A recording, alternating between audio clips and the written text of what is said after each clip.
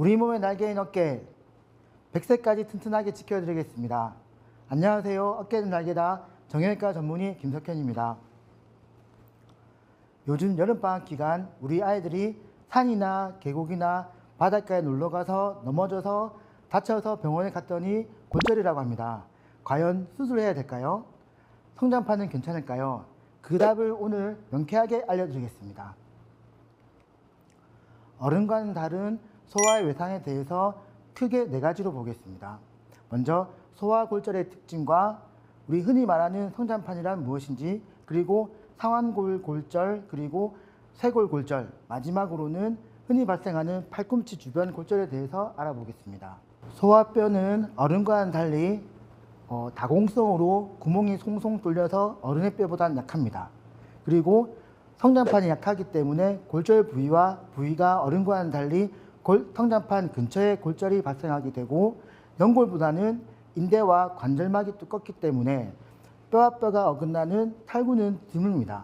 그리고 어른에 비해서는 골막이 두껍기 때문에 골절 시 크게 어긋나지 않고, 골절이 되었을 때는 골막을 중심으로 경첩을 통해서 도수 정복할 때 장점이 있습니다. 뼈와 뼈 끝과 중간부 사이에 연골이 있는데 이 부분을 연골골단이라고 합니다.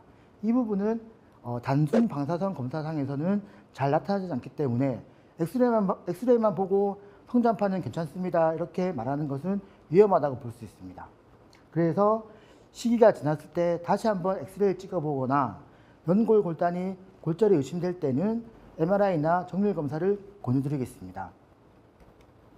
어른과는 다른 소아골절의 특징으로는 상완골이나 허벅지 뼈처럼 긴 뼈에 골절이 생긴 경우 골절 간격이 벌어지면서 과성장이 생길 수 있습니다. 그리고 성장판 손상 시에는 굴곡 변형이나 회전 변형처럼 변형이 생길 수가 있습니다. 그리고 어른에 비해서는 분리압이 드물고 골절의 회복은 빠르고 성장에 따라서 재형성이 잘 됩니다. 특히나 남아있는 성장 기간이 2년이 넘거나 성장판에 가깝고 굽히고 펴는 것처럼 관절의 운동 방향과 같은 골절이 있을 때는 좀 더 재형성이 잘 됩니다. 성장판 골절이라고 모두가 예후가 안 좋은 골절일까요? 우리가 크게 걱정을 해야 되는 골절이 많을까요? 다 그렇지는 않습니다. 그러면 성장판 골절 중에서 예후가 좋은 경우는 어떤 건지 알아보겠습니다.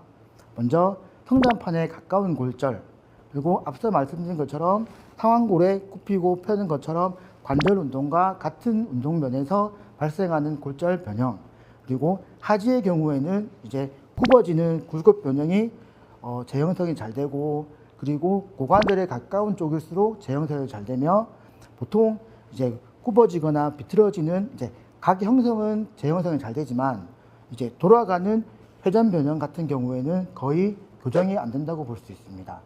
그리고 수술을 하거나 손상이 있을 때 성장판을 관통하지 않은 골절일수록 좀 더 예후가 좋다고 볼 수 있습니다. 그러면 과성장을 방지하기 위한 방법은 어떤 방법이 있을까요? 5세 여아가 응급실로 넘어져서 발생한 대퇴골 골간 골절로 내원하였습니다. 중간 부위가 이렇게 수평 모양으로 부러져 있고, 이 골절을 우리가 정복하기 위해서 골절의 간격을 벌어뜨리는 게 아니라 한 2cm 정도 겹치도록 만들게 되면 이후에 수개월이 지났을 때 골유합이 되었을 때 반대쪽과 비교했을 때 다리 길이가 차이 나지 않고 중첩되어서 일정하게 유지되고, 그리고 골유합도 만족스럽게 잘 된 결과를 볼 수 있습니다. 그렇기 때문에 성장이 남아있고, 그리고 어린 아이일수록 대퇴골이나 상완골처럼 긴 뼈의 경우에는 이렇게 골절 부위가 꼭 중첩될 수 있도록 도수 정복을 하고 부목 고정하는 것이 좋은 결과를 얻을 수 있는 방법입니다. 그러면 강론으로 들어가서 소아골절을 3가지 특징으로 설명을 드리자면, 먼저 소성 변형. 소성이라고 하는 것은 외력이 주어졌을 때 뼈의 모양이 일정 정도 변형이 되었다가 그 외력이 없어졌을 때 원래대로 돌아오지 않는 것을 특징으로 하는 것이 소성 변형입니다. 그리고 융기골절은 이제 피질골이 골절되면서 뼈가 자라나와서 볼록 튀어나와 보이는 것들을 융기골절, 그리고 위에 있던 소성 변형이 이제 어느 정도 버티지 못해서 한쪽 면에 피질골이 깨진 경우 녹색 줄기골절로 설명할 수가 있습니다. 그러면 그 내용을 자세하게 보면, 먼저 소성 변형이 생기는 원인은 소화의 뼈는 구멍이 많고 약하기 때문에 변형과 굴곡하는 힘에서 그 힘을 버티는 스트레스가 약해집니다. 우리 몸에서 전완부의 척골을 보게 되면 척골도 나무젓가락처럼 얇기 때문에 소성 변형이 쭉 일어나면서 변형이 생기고, 그러면서 인접 관절도 약해지기 때문에 몬테지아 골절이라고 하는 척골의 근위부에 골절이 생기면서 빠지는 몬테지아 골절이 잘 발생할 수가 있습니다. 그래서 소성 변형이 일어났을 때 어긋나는 각 변형은 재형성이 가능하지만 외견상으로 봤을 때 도드라지게 변형이 생기거나, 그리고 운동 제한이 있을 경우에는 이 제한이나 변형을 교정하기 위해서는 수술적 치료가 필요할 수 있습니다. 두 번째로, 융기골절은 우리 원위요골에 잘 발생하는 골절로 뼈 끝과 뼈 중간부 사이가 이어지는 부위에 잘 생기게 됩니다. 그래서 외력을 받은 부위는 피질골이 어긋나는 골절이 생기고, 반대쪽에는 소성 변형이 생기는데, 이런 경우에는 뒤쪽에 있는 소성 변형이 생기는 부분에는 골막이 충분하게 버텨주고 있기 때문에 보통 2주나 3주 정도 석고 부목을 하게 되면 뼈 유합이 잘 되고 재형성이 잘 되기 때문에 좋은 결과를 우리가 얻을 수 있습니다. 세 번째로, 이제 척골에 발생하는 녹색 줄기골절입니다. 그래서 성숙되지 못한 뼈의 탄력성과 그리고 두꺼운 골막이 지지해주는 역할을 하기 때문에 이렇게 소성 변형이 쭉 일어나다가 인장력을 받은 그 부위가 나무젓가락처럼 어긋나는 골절인데, 이 골절도 대부분 재형성이 잘 되기 때문에 자연 교정이 잘 되는 골절로 볼 수 있습니다. 두 번째 내용으로, 성장판이라고 하는 것은 소아나 청소년기에 우리 뼈 끝에 생기는 이제 연골세포의 일부분입니다. 그래서 위팔뼈 같은 경우에는 보통 근위부가 80%, 그리고 원위요골 같은 경우에는 75%로 보통 길이 성장에 큰 관여를 하고, 허벅지 같은 경우에는 무릎 부위에 대퇴골의 원위부가 70%, 그리고 이제 비골과 경골 같은 경우에도 60%, 55% 무릎 관절 자체가 우리 길이 성장에 큰 기여를 하는 것으로 알 수 있습니다. 성장판은 연골세포가 다음과 같이 5가지 층으로 분포된 것을 말합니다. 일반적으로 일부는 연골세포가 계속 분화가 진행되고 있고, 또 일부에는 이제 연골세포가 이제 뼈 조직으로 대체되면서 진행을 하는데, 대표적으로 증식 때는 동전 모양의 연골세포들이 층으로 분리되어서 분화되어서 길이 성장에 관여하는 부분입니다. 성장판은 보통 그로스 플레이트, 파이시스, 에피피지알 플레이트라고 불리면서 성장판, 골단판으로 흔하게 쓰이고 있습니다. 성장판 골절은 모든 소아골절의 대략 15%에서 30% 정도 차지를 하고, 청소년기에 왕성한 활동으로 외상에 의해서 다치는 경우가 많고, 대략 1에서 10% 정도, 그 정도는 성장 정지가 올 수 있다고 합니다. 그래서 합병증의 빈도는 비록 높지 않다고 생각할 수 있지만, 성장하는 단계에서 충분하게 성장 정지의 가능성이 있기 때문에 항상 성장 정지에 대한 가능성을 열어두고 생각을 해야 되고, 탕지가 하지에 비해서 잘 생기고, 특히나 원위요골이나 상완골에서 성장 정지가 잘 생기게 됩니다. 성장판 손상의 분류는 솔터 해리스라는 타입으로 분류할 수 있습니다. 이 분류는 골절선이 골단판을 침범하는 양상에 따라서 총 5가지로 구분할 수 있는데, 성장장애 등의 예후와 그리고 그에 따른 치료법을 제시할 수 있습니다. 먼저 첫 번째로는 성장판을 가로지르는 손상입니다.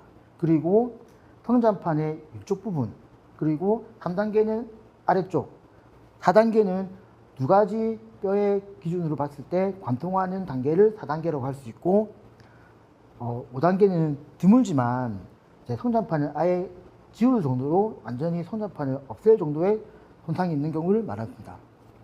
성장판 골절의 치료에 있어서는 가장 중요한 것은 과격하게 정확한 정복을 위해서 과격하게 정복을 하는 것보다는 부드럽게 추가적인 성장판 손상이 일어나지 않도록 도수 정복하는 것이 가장 중요합니다. 보통 1단계와 2단계면 가능한 한 빨리 정복하는 것이 좋은데 일주일이나 2주 정도 더 늦게 진단이 되게 되면 보통 성장판 손상이 추가적으로 새롭게 손상되지 않도록 경과관찰하는 것이 낫다고 합니다. 왜냐하면 추후 변형이 교정되는 경우가 더 많기 때문입니다.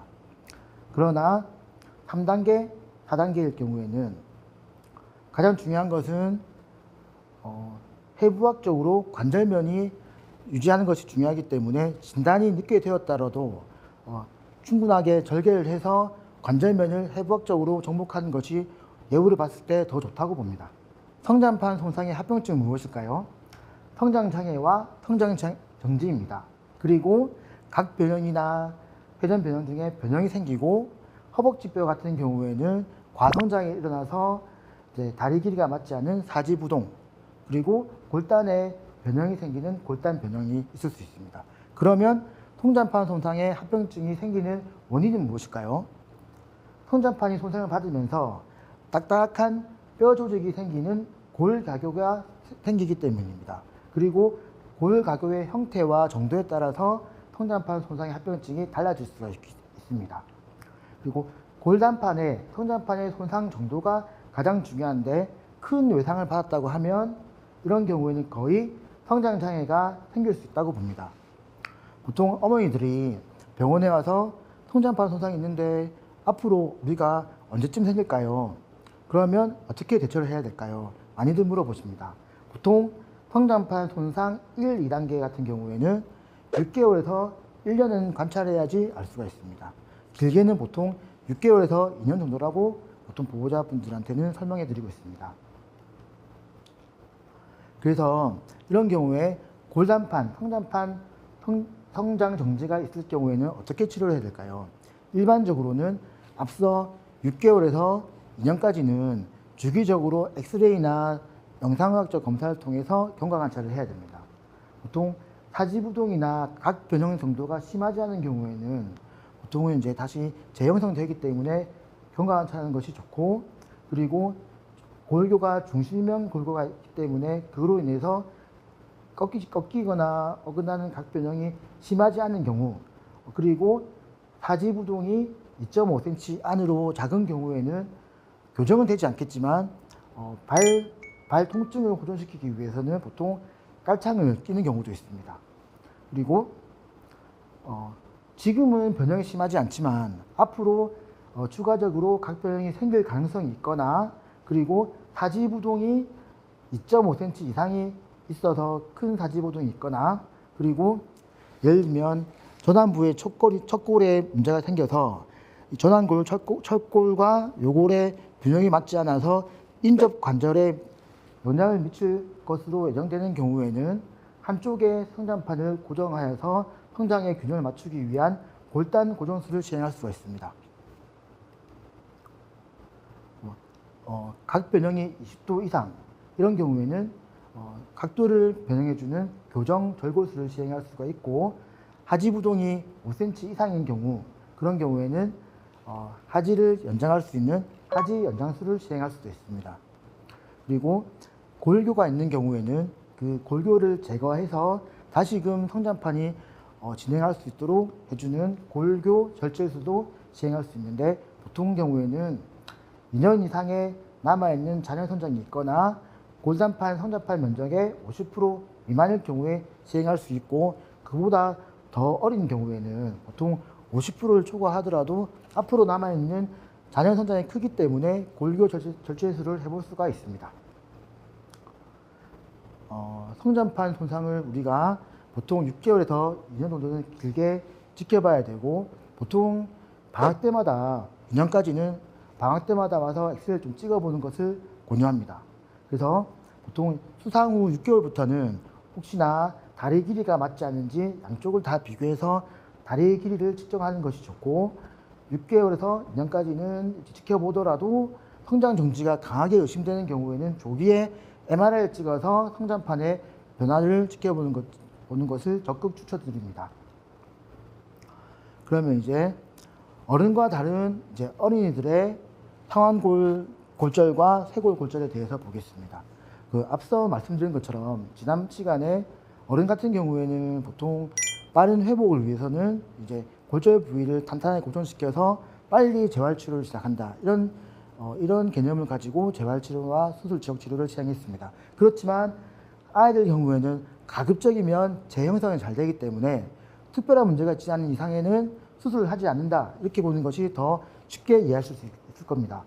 대부분 상완골 경부골절이나 간부골절 같은 경우에는 수술적 치료 말고 기부스나 보존적 치료로도 충분하게 만족스러운 결과를 얻을 수 있는데 어떤 경우냐, 5세 이하인 경우에는 어긋나는 각도가 보통 70도 이상 되거나 100% 이상 뼈가 어긋나더라도 보통은 잘 붙는다고 봅니다. 그리고 12세가 이상 지나는 경우, 넘는 경우에는 40도 이상의 각 변형이 있거나 50도 미만의 어긋남이 있을 때는 수술적 치료보다는 보조기나 기부스로 충분히 좋은 결과를 얻을 수가 있고, 우리가 절개하지 않고 도수 정복한 다음에 뭔가 불안정하다 그러면 절개하지 않고 피부 밖에서 경피적으로 핀 고정술로도 좋은 결과를 얻을 수가 있습니다. 소아에서 발생하는 상완골 경부골절과 간부골절의 예시를 보면 12살 남자 환자로 상완골 성장판 골절이 50도 이상의 각 변형을 일으키면서 전이되었습니다. 그래서 6주가 지나고 2년이 지났을 때 각 교정은 충분하게 재형성이 되었고 반대쪽에 비교해서 관절 운동 범위도 거의 대등하게 올라가고 이상 없는 소견을 볼 수 있지만 14세 이상에서는 성장판 골절이 생겼을 때 이제 10개월이 지났는데도 불구하고 각 변형이 충분하게 되지 않았고 관절 운동도 반대쪽과 비교했을 때 한 50% 정도는 충분하게 관절 운동에 제한이 보이는 경우가 있습니다. 그래서 나이 성장판 골절에서는 나이가 가장 중요한 부분이라고 볼 수 있습니다. 그리고 상완골 간부 골절일 때 이렇게 골절이 전이되었고 어긋나는 각도가 있었지만 10개월 지나서는 충분하게 골지압이 되었고 각 형성도 재형성된 것을 볼 수가 있습니다. 다음으로는 쇄골 골절입니다.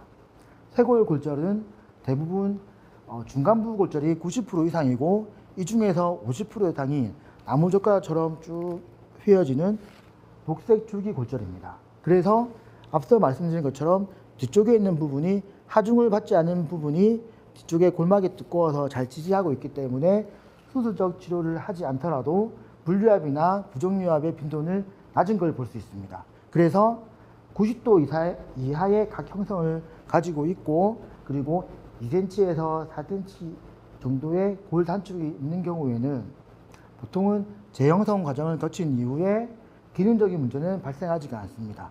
다만 부모님의 입장에 봤을 때 뼈가 빨리 안 붙으니까 불어나고 이런 걱정은 되시겠지만 추후에 기능적으로는 문제가 되지 않습니다. 그렇지만 청소년기에 활발하게 운동을 하고 있는 우리 청소년기 학생들의 경우에는 2cm 이상의 골 단축은 보통은 수술을 해서 빠른 유압을 하는 게 결과적으로 기능적으로 더 도움이 될 수 있습니다. 쇄골 골절의 경우 완전히 골절돼서 전이된 경우 중등도로 100% 이상 전이된 경우 그리고 한 50% 정도 전이된 경우에도 시간이 지나면 충분하게 길이와 각도가 다 재형성되어서 좋은 결과로 기능에는 크게 문제 생기지 않는 경우로 우리가 확인할 수 있습니다. 소아에서는 팔꿈치 주변에 골절이 많이 발생하게 됩니다. 그 이유로는 뛰어다니면서 미끄러지면서 팔을 짚어서 수상하는 경우가 많기 때문에 주관절 주변에 골절이 많이 생기는데요. 이런 경우에는 정확한 진단과 정복 그리고 이 골절 정복했다 하더라도 유지가 쉽지 않아서 합병증이 발생할 수 있는 확률이 높아집니다. 상완골 하부 골절이 86% 정도로 많은 부분을 차지하고 있고, 그 중에서도 반 정도에서 3분의 2 정도는 상완골 위에 부분에 과상부 골절이 많이 발생하고, 그 다음으로는 바깥쪽 부분에 외과 골절, 그리고 마지막으로는 힘줄이 붙는 안쪽에 내상과 골절이 발생하게 됩니다. 전체 소화 중에서 약 5%, 그리고 주관절 중에서 약 60% 정도의 큰 비중을 갖고 있는 상완부, 과상부 골절은 보통 3세에서 10살, 초등학교 저학년까지 많이 생기게 됩니다. 그래서 대부분 넘어지면서 팔이 꺾이면서 다치는 골절이 많고, 이제 꺾이는 굴곡 형태와 그리고 이제 펴지는 신전형으로 구분할 수 있는데, 보통 1단계나 2단계 정도에서는 수술을 하지 않고 정복이나 부목 고정으로도 좋은 결과를 얻을 수 있지만, 3단계처럼 이렇게 전이되어 있는 골절 같은 경우에는 수술적 치료가 필요합니다. 다음으로는 상완골 과상부 골절 치료에 대해서 알아보겠습니다.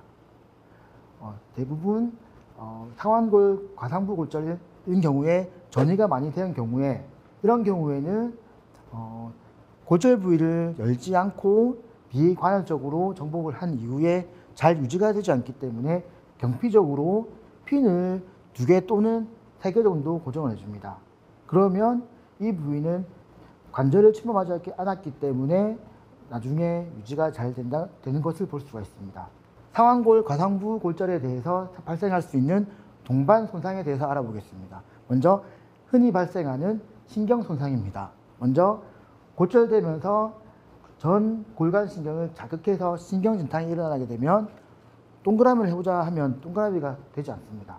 그래서 이런 경우에는 처음에 통증 때문에 아이가 못할 수 있기 때문에 수술 전후로 지켜보면서 통증이 나아지면서 지속적으로 체크를 해서 전 골간신경에 문제가 있는지 없는지를 확인해 봐야 됩니다.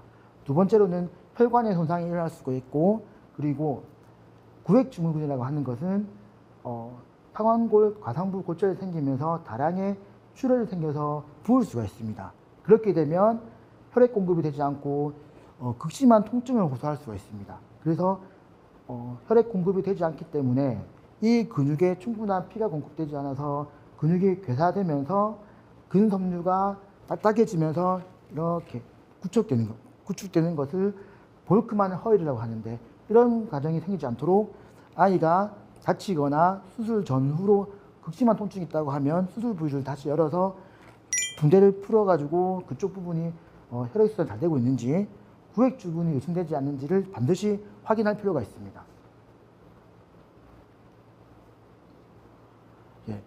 앞서 말씀드린 것은 골절 이후에 급성기 증상이고, 이후에 수술 이후에 생길 수 있는 변화를 보면 상완골 과상부 골절은 이렇게 팔이 일반적으로는 상완골과 전완골이 5에서 10도 정도, 그리고 15도 정도 이렇게 꺾여 있습니다.